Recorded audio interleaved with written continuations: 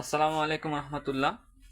আজকে আপনাদের সামনে উচ্চ রক্তচাপ বা হাইপার টেনশনের খুবই গুরুত্বপূর্ণ দুইটা জিনিস তুলে ধরব। সে জিনিস দুইটা হচ্ছে একটা হাইপারটেনসিভ এমার্জেন্সি আর একটা হচ্ছে হাইপারটেনসিভ আর্জেন্সি। আপনি দুইটা কিভাবে বুঝবেন যে আপনার কোনটা হয়েছে?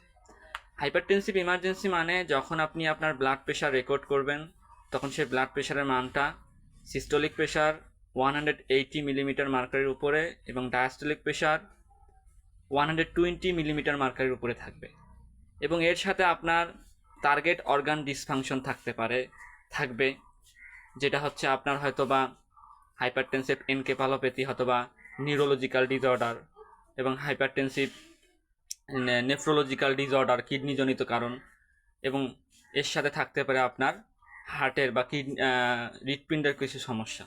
যদি এরকম হয়ে থাকে তাহলে আপনি বুঝতে পারবেন যে এটা আপনার হাইপারটেনসিভ ইমার্জেন্সি।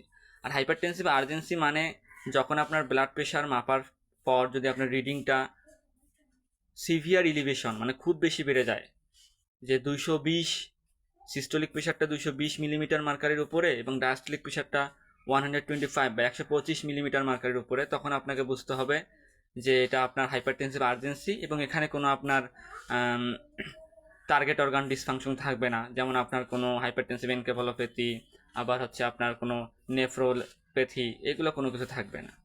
তাহলে আপনি বুঝবেন যে আপনার হাইপারটেনসিভ আর্জেন্সি হয়েছে এবং আপনাকে খুবই দ্রুত ডাক্তারের শরণাপন্ন হতে হবে। আদারওয়াইজ আপনার এখান থেকে মাথার হেমোরেজিক স্ট্রোক হতে পারে বা হার্ট অ্যাটাক হতে পারে, আরও অনেক কিছু হতে পারে। এই জন্য আপনাকে খুবই দ্রুত এটার ডাক্তারের শরণাপন্ন হতে হবে। ধন্যবাদ সবাইকে। আসসালামু আলাইকুম।